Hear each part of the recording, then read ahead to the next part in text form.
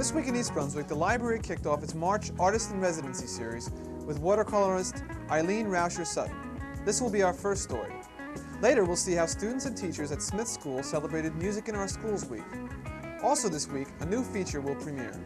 It's called Kids Comments, and on it, East Brunswick youngsters will review their favorite books.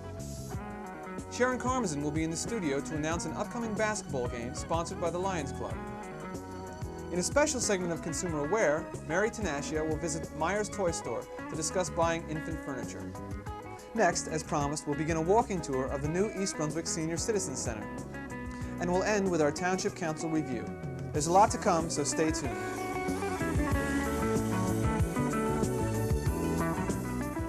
Last week on Channel 8, you saw the school board budget presentation. Coming up next week, candidates for the East Brunswick School Board will appear in a live debate. The event will take place on Wednesday, March 21st at the library meeting rooms and will be cablecast live beginning at 8 p.m. Also, later this month, watch for School Board Candidates Profiles, a series of interviews with Sentinel reporter Joan March. To cast an informed vote, watch for these programs on Channel 8. Watercolorist Eileen Rauscher Sutton was artist in residence this weekend at the East Brunswick Library. A resident of Old Bridge, Miss Sutton recently appeared on Channel 8 with Dolly Vasta on For Art's Sake. While we watch some of this weekend's demonstration, let's listen to some of that interview. I'm very involved in nature, and I feel that man has lost touch with nature because we live in a city environment. We're urbanized, we're in suburbia. Everything is, we're just very out of touch. And I like camping, and I like hiking, and I like going into the wilderness. And I find that there's a wonderful, peaceful, spiritual feeling that I get from this. And we lose that when we're in the city all the time, and we lose it when we don't have a chance to commune with nature. So in my work, I'm relating nature forms, whether they're flowers or rocks or human bodies, and just relating these to each other so that people can see that we really are all dependent, interdependent. I always work from something I've seen. It's never never from someone else's imagery, because I have this need to see something and to sketch it on the spot. In a case like that, I often photograph it also and then pick up from my slides if I need more information, if I need more detail. I have a greenhouse, and so I have quite a few plants, somewhere around 300 at the moment. I like to grow exotic flowers, and I usually have at least one or two in bloom. Right now I'm working on Strutzelia, which is bird of paradise. My original sketches are usually done with a rapidograph pen or a crow quill pen, and then I'll often work the color into that. The way I create is that I see something and I do multiple sketches, and then I take from those sketches and start enlarging it and then work into my large painting that way. So I'm hoping to bring one of my plants, I don't know which one yet, whatever I happen to be into. Whatever's blooming? Whatever is blooming and whatever's interesting me that day. I tend to do things very much on the spur of the moment that way. And then work from that and hopefully go through the process in the 2 days that I'm here. Later this month, on the weekend of March 31st, multimedia artist Brian McCormick will demonstrate his unique brand of art, a mix of slides, film, and music. In a workshop following the performance, patrons will be able to create their own slides. For more information on the Artist in Residence program, call the library or pick up the most recent edition of Library Lines. Monday, Smith School celebrated Music in Our Schools Week with a special musical program. Some technical problems prevented us from getting tuxedoed Superintendent Dr. Joseph Sweeney singing Puttin' on the Ritz and the largest group ever to perform the Alley Cat. What we did get, however, was a sing-along featuring the entire cast and crew of Smith School.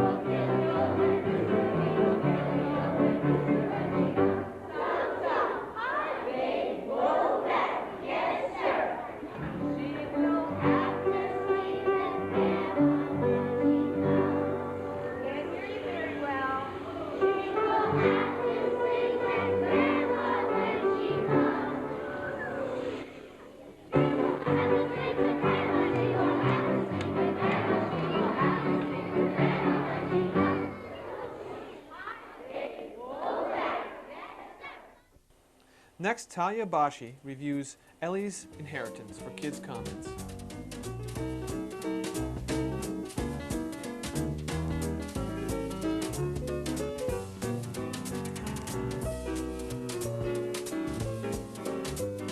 Ellie's Inheritance by Hyla Coleman. This story takes place in New York City in the time of the Depression. It is about an 18-year-old Jewish girl named Eileen Levine who lives with her father in a broken-down hotel. At one time, her family had a lot of money. Her mother had made the family's fortune and then died when Eileen was 10. Because Eileen's father lost all the money, they were now living in a shabby-looking hotel. One day, Eileen met Lionel. He was a communist who believed that when rich people make money, they should give it to the poor so that everyone will have just what they need. That was all he seemed to have on his mind. Later, Lionel told Eileen that he couldn't marry her if he was going to continue being a communist, which he planned to do. Ellie was upset and wondered if she should leave him. However, she just stayed. When Eileen found out that Lionel was going to Spain to fight in the Spanish Civil War, she didn't know what would happen. One day after Lionel left, Josh, his roommate, told Ellie something that would change the rest of her life. Many more things happened in Eileen Levine's life. In order to find out, you could read the book. It is very interesting and exciting. Hyla Coleman expresses her thoughts well. Ellie's Inheritance made me feel as though I was living in the time of the Depression, too. I recommend this book for people from ages 10 to 14. Hi, this is Sharon W at the Library for This Week in East Brunswick. With me today, I have the president of the East Brunswick Lions Club, Bob Levin. Hi, Bob. Hi, how you doing, Sharon? And Bob's here to tell us about a fundraiser that the Lions have planned for later in the month. Can you tell us about it, Bob? Sure. This is the second year that the East Brunswick Lions Club is hosting a benefit basketball game between the East Brunswick Lions Club All-Star team and the New York Football Giants. The purpose of the ball game is to raise funds for use for equipment in the library, actually, for the visually handicapped. Last year, we raised quite a bit of money that way. It was an exciting game, and everybody enjoyed it. And we think we're going to have a very successful event again. I know, I was there myself, and it was a sellout, and the people who were there were really enthusiastic about it. We had a great crowd. What's the date of the game this year? The date is Saturday, March 31st. The game will start at 7:30. The announcer of the game, by the way, is going to be Harvey Houtman from CBS Radio. Mm-hmm. He was there last year. Everybody enjoyed him. And we think we're going to have a sensational game. Where's the game taking place? At the East Brunswick High School. I see. High school and gym. Tell me about the East Brunswick All-Stars. Who will you be suiting up this year? Well, last year we lost by about 6 points, I think, to the Giants. So this year we're going to try and cure that problem. We're holding tryouts now for ball players. We had 2 sessions so far. The last 2 Saturdays we had tryouts. The last tryout session is going to be this Saturday at the East Brunswick High School gym at 1 o'clock. Now, who can try out? Anybody can try out. Anybody who wants to play ball, enjoys playing ball, can try out. I can't guarantee they'll be selected, but they can try out. And what time was that, did you That's say? at 1 o'clock. What I've heard right now is that we have an excellent team. This year we're going to beat the Giants by 6 points. Well, it'll be great to see. All the East Brunswick fans, I think, will be looking forward to that. Yes. And I understand that the Channel 8 crew with John Megularo will be there to cover the game live, and we'll be reporting on the highlights of the game on This Week in East Brunswick, so people can see themselves maybe and see the game. Now tell me a little bit about the activities of the Lions. This is only one of the things that the Lions will be doing. Yes, the Lions Club actually is a totally charitable organization. We devote all of our funds to both national, state, and local projects. Now, historically, the Lions Club has been involved in site conservation and helping the visually handicapped. But about 5 years ago, they also got involved in the hearing handicapped. And of course, the East Brunswick Lions Club, in addition to those projects, involves itself in local projects where we feel is a need, such as in the library in East Brunswick here. It's not limited to the library projects. Any need that occurs locally, we'll get ourselves involved with. I see. And can you tell me about how large your group is? The membership now is approximately 42. We started off this year at about 35. We are actively seeking new members, and anybody who's interested, this is a good time to mention it since the excitement of the basketball game, I think, draws people toward the club. Anybody who's interested can contact me, Bob Levin, at my office telephone number, 254-4848, and we'd be happy to entertain applications. Are there certain qualifications for membership? Membership in the Lions Club is by invitation.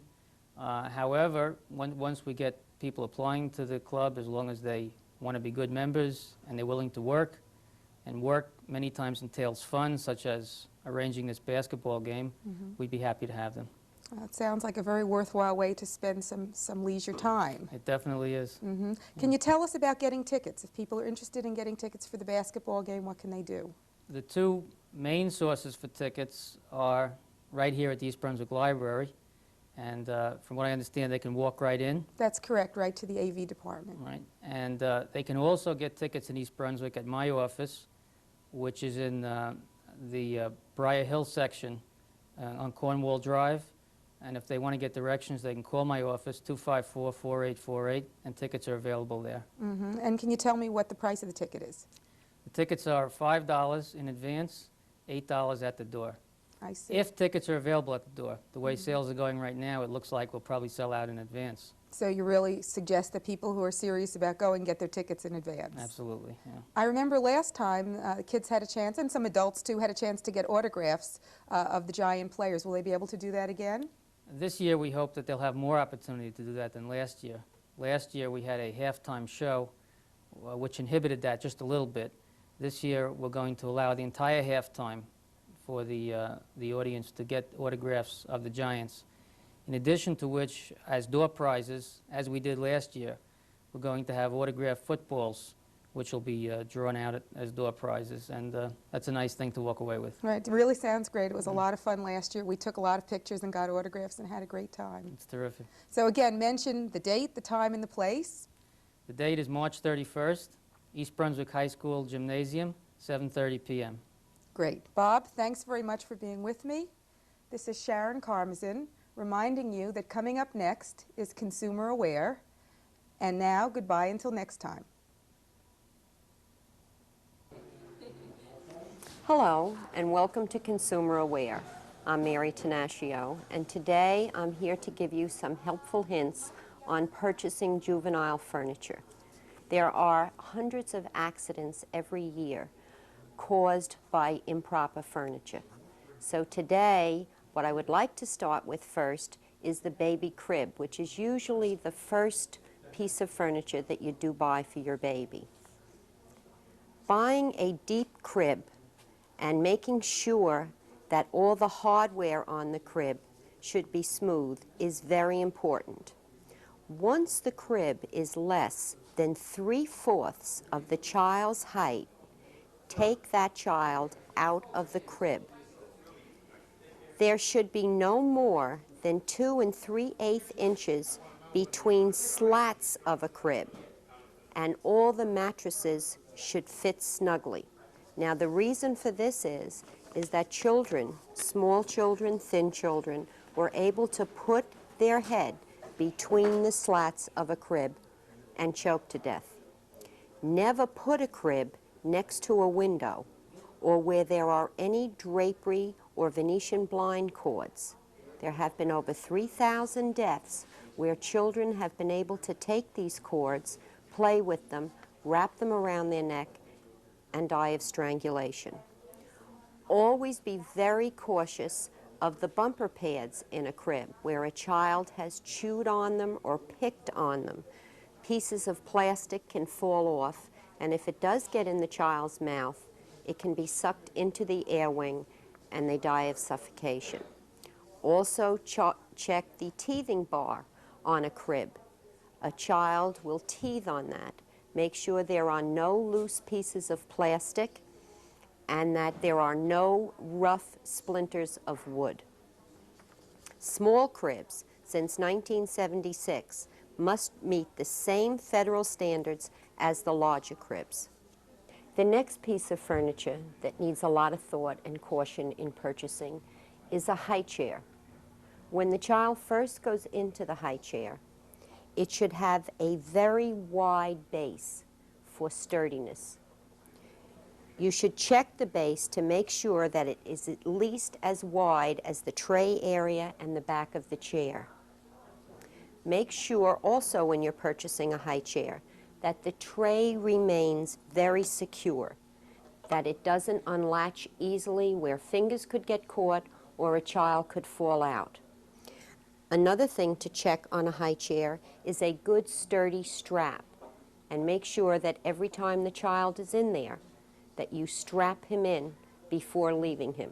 Many of us know the phone rings or another sibling falls and cries, and we have a tendency to turn away, and that's when the accidents happen.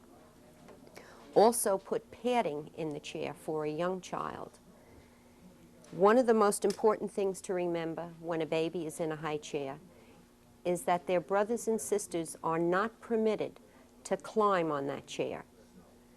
There are so many accidents registered in our emergency rooms today where that has happened and a high chair has tipped over and the small child has fallen out. So it really is just good judgment and common sense. But just check for the sturdiness of the chair itself, the latches on the tray, and the strap on the chair. As the child gets older, it's time to purchase a playpen. The standards now regarding playpens are very strict. The wooden playpens with slats have the same standards as a crib. However, many people today, because of convenience sake, decide they would like the mesh playpen. Now, a couple of things about our mesh playpen. Mesh will promote climbing because it gives, so you have to be conscious of that. The other thing to watch for is the size of the holes in a mesh playpen. Most of the playpens that you see now, the holes are very small and very fine. Back a couple of years ago, your mesh holes were very large. Now, some of those may still be on the market today, but beware, because it was these playpens that caused all the problems. If a child had buttons on its clothing and tried to climb in one of these mesh playpens that had the larger holes, the buttons would get caught, the child would fall, and believe it or not, strangulation was one of the biggest problems. So when buying a playpen, make sure that it is mesh and that the holes are that very fine mesh. The other thing to be very careful of in a playpen, again like a crib, is a child will teethe. They will bite, they will chew. Most of this is all vinyl and plastic. Small pieces can be missing, small pieces can be bitten off, and it will stick in the child's throat and cause suffocation. While the baby is still young, many people tie mobiles or toys on the side of a playpen.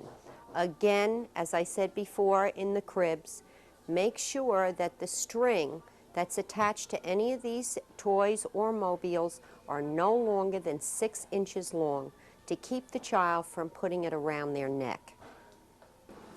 Another piece of fun equipment that we love to buy for the children is called the baby walker. This provides very good exercise for a baby, but must be carefully selected. Select a walker with a wide base, very much like you would select a high chair. Make sure that on the walker, all springs and hinges have protective coverings on them. Use these walkers only in areas where there are smooth surfaces, where there are no loose carpetings or thresholds, or even some throw rugs that we might have around. What happens here, it causes the walkers to tip over. Never allow a child in a walker near an open stairway. Always gate off the stairway, and of course, never leave a child in a walker unattended. One of the other pieces of equipment that we see today are baby packs. I don't have one here to show you, but many people use them, and there are some areas of the baby pack that we should be cautious of. One of them is, the first, when you're using a baby pack, make sure that the size of the pack fits the weight of the baby. Never put an infant in one that is too large or an older child in one that is too small and tight on its legs. Avoid a baby pack that has any exposed joints or springs. Lacerations occur and even amputations of baby's fingers. Remember, this baby pack is on your back and you are not always aware of what's taking place when the child is back there.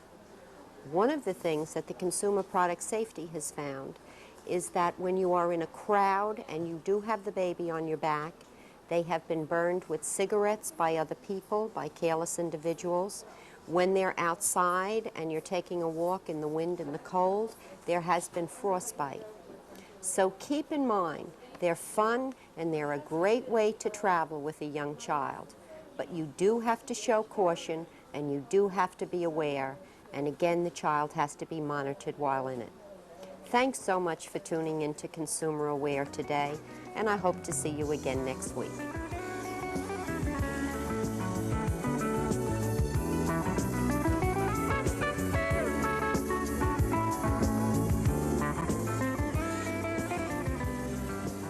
Hello, my name is Cynthia Schachter. I'm manager of East Brunswick's Office on Aging, and I'd like to welcome you to the new Senior Citizen Center.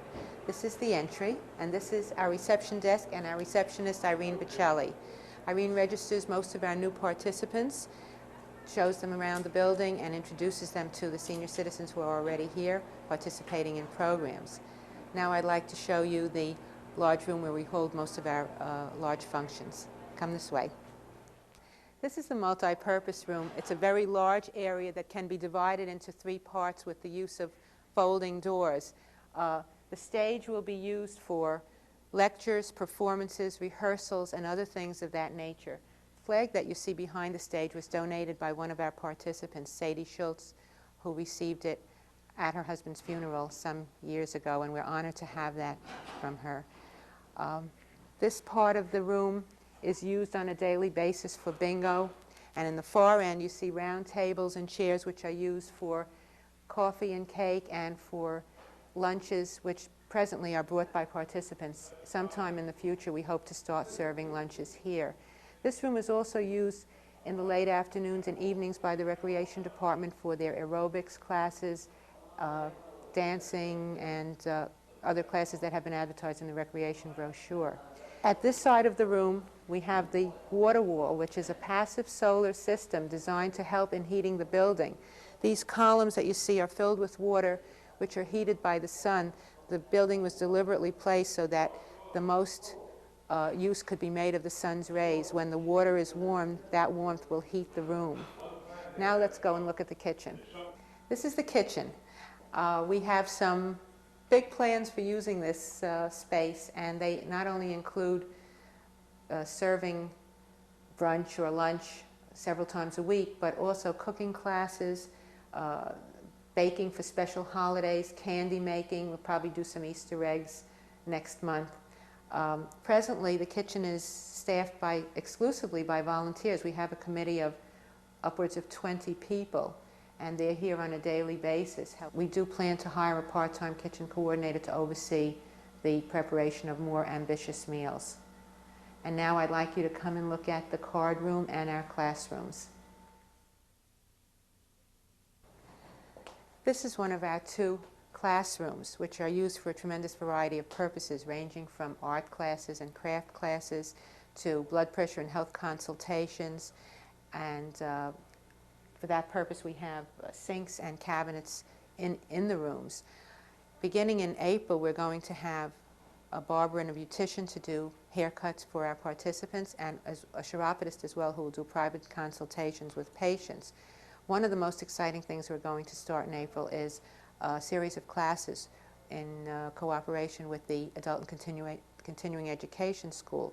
We will be offering classes in English as a second language, as well as a high school equivalency class.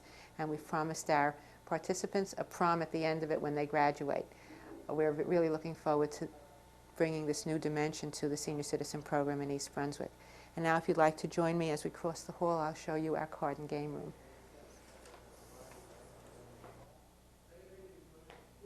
This large, bright area is our card and game room. We have, at present, card tables and a bumper pool table, which was donated to us. We're awaiting the arrival of a full-size pool table and a ping-pong table. This room gets a lot of use during the day, particularly from men who traditionally don't involve themselves in senior citizen programming. For the most part, our gentlemen participants do not do arts and crafts and things of that type. They do, however, participate in the men's choral group, which rehearses weekly and entertains at nursing homes and hospitals in the area. We find that this room is bright and sunny and very comfortable. Everyone's enjoying it very much. As you can see, participants are beginning to come in to start the day's activities. We're glad you were able to be with us to tour our beautiful new home, and we invite you to come and see us whenever you're in the neighborhood. And if you are a senior citizen, please come and register and join with us. Thank you and goodbye. The East Brunswick Arts Commission would like to announce that tickets for the Joffrey 2 Ballet, which they are sponsoring, are now available. Joffrey 2 will premiere its new season at Burr D. Co. Votech High School, Ruse Lane in East Brunswick, on Saturday, March 31st at 8 p.m. The Joffrey production will be an exclusive Central Jersey presentation for 1984. Ticket prices are $10 for adults, $5 for students and senior citizens. For more information, call 390-6825. At this week's Township Council meeting, discussion centered around the Urban League case, a dispute over levels of low and moderate income housing in town related to the State Supreme Court's Mount Laurel decisions. In 1976, Judge Furman set East Brunswick's share of low and moderate income housing at 2,640 units. The township, represented by attorney Bertram Bush, has sought to reduce that number and has now arrived at a tentative settlement out of court, which would lower East Brunswick's total to 1,274 units. With credit given for Hall's Corner and Victory Gardens, this translates into just over 1,100 new units required. Mayor Fox emphasized that this number could be achieved with only minor changes to the master plan, but that any larger number, which might result from an in-court settlement, estimated at nearly 2,200 units, might necessitate major revamping of the plan. Rezoning to satisfy the Urban League agreement would take place in 3 areas. Along Cranberry Road at its southernmost point, a 98-acre site will be zoned to accept modular housing at a density of 7 units per acre. In addition, a small shopping center area has been zoned to serve this area. The Turnpike Drive-In will be zoned for townhouses at 12 to 16 units per acre.